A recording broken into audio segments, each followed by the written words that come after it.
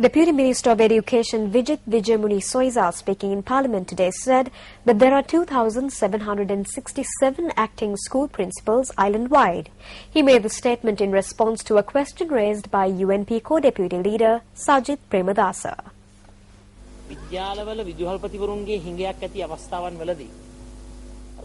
There is no common criteria that is followed by the Linear Ministry and the zonal education ministries when appointing teachers as acting principals when there are shortages of principals in schools. The only qualification for these appointments is political affiliation. I would like to ask you, when would this mistake be corrected and when would justice be done?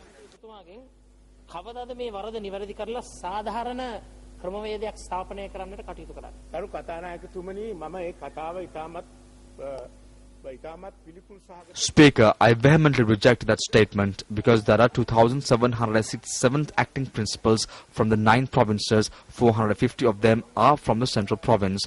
None of these acting principals have received political appointments. They have been appointed to protect schools and to protect the education of village children. They are individuals who are qualified.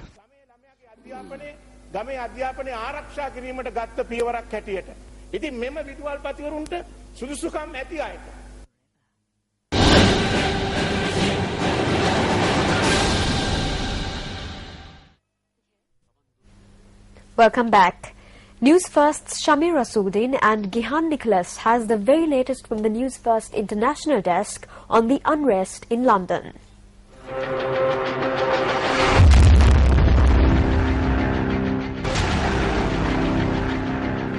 Now a cleanup has begun after violence broke out in several cities around England.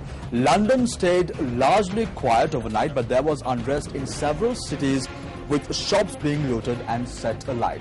Our News First International Desk has more.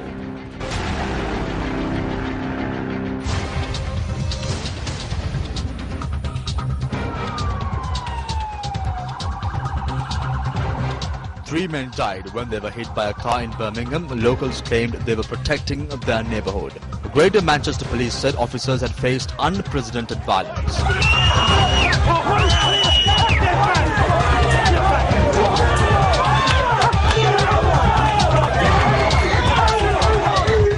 London Mayor Boris Johnson urged the government to reconsider its plans to cut police numbers, saying the argument had been substantially weakened by the riots. Some 113 people have been arrested so far over the trouble in Manchester and Salford, where hundreds of youth looted shops and set fire to cars and buildings. The priority that the overwhelming majority of people I've spoken to out in the high street want is to restore public order. Because different people have different views about the complex causes for what happened, but there are no excuses for it. The images that we see of people actually committing burglary, committing thuggery and violence, and apparently not being arrested, the one thing that you're going to see a lot of is arrests. In the West Midlands, 109 have been arrested and 23 charged following scenes of disorder in Birmingham, where vehicles were set on fire. Meanwhile, West Midlands Police have started a murder inquiry after the death of the 3 pedestrians hit by a car. Downing Street said the increased level of policing would remain in place as long as necessary to prevent a repeat of the violence. David Cameron, who is chairing a meeting of the Cabinet's Emergency Committee Cobra for the second day running, met officers in the Met Police's Gold Command in Lambeth on Tuesday afternoon before speaking to emergency service personnel in Croydon. He condemned the sickening scenes of people looting, vandalizing, thieving and robbing.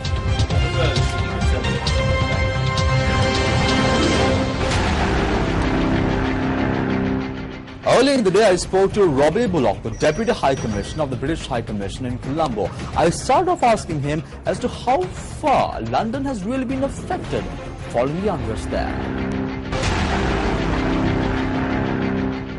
Well, it's a very serious situation. It's large outbreaks of looting, rioting and some incidences of violence over the last few days and in other cities across the country.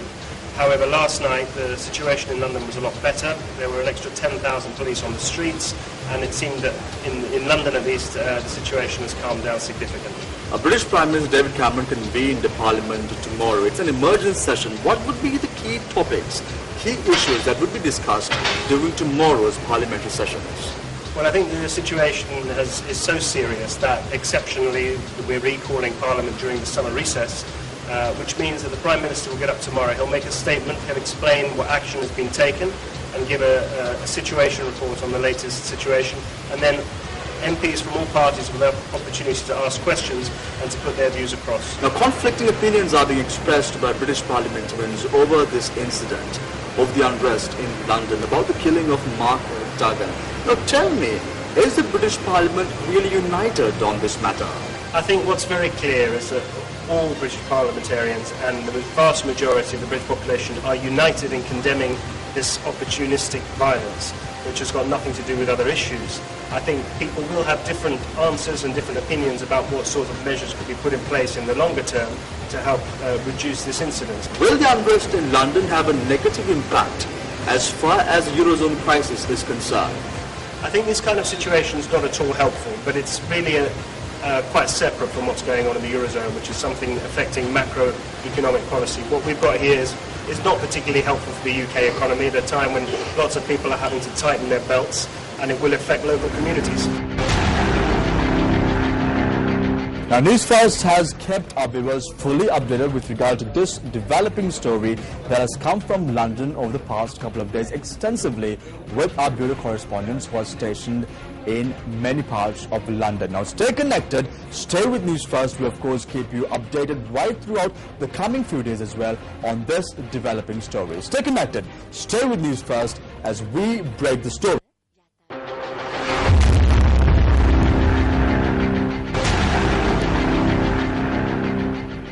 Returning to local news now. Before handing over nominations for the next batch of local government elections, we call upon the current leadership of the United National Party to implement a change in the party's leadership. UNP parliamentarian Ranjith Madduma Bandara made this call at a media briefing held in Colombo today. This media briefing was organized to inform the media about the situation that arose at the United National Party's parliamentary group meeting held yesterday.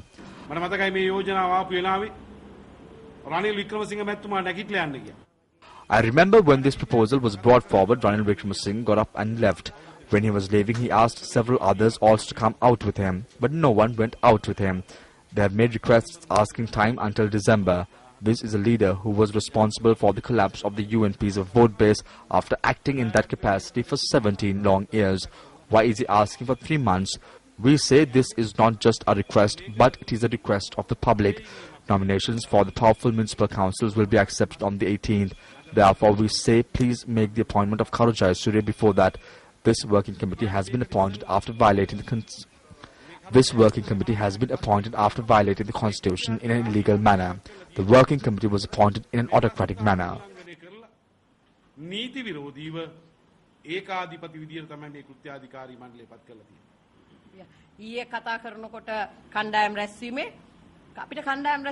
When we spoke at the group meeting, we were told that we have no right to speak at the meeting. However, we are public representatives. There are many parliamentarians who don't have working committee membership. Then we would like to ask where can they talk about the problems in the party. That is why everyone consented to the proposal made by Deputy Leader Sajith Premadasa to appoint Kharu Jayasuriya as the leader.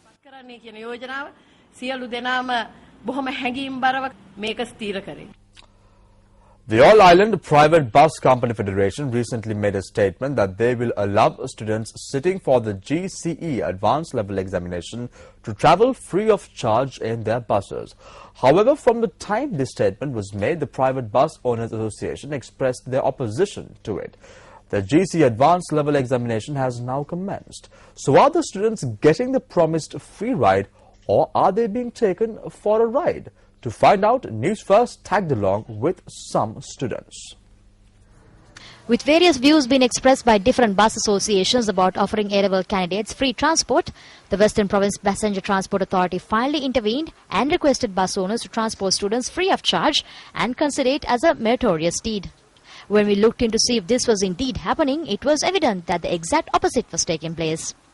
This is the manner in which students who boarded buses were compelled to pay the bus fare.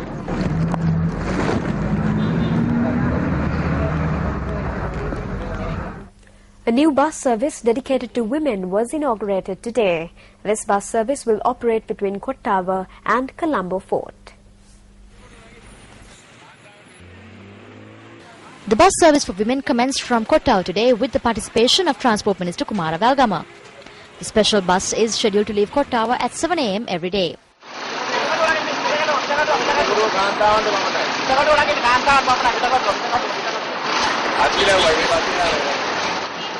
The Minister of Transport said that this new bus service was launched taking into consideration the various difficulties that women have to undergo when travelling in buses. Meanwhile, this service is to be expanded and female drivers as well as conductors will also be recruited for this purpose.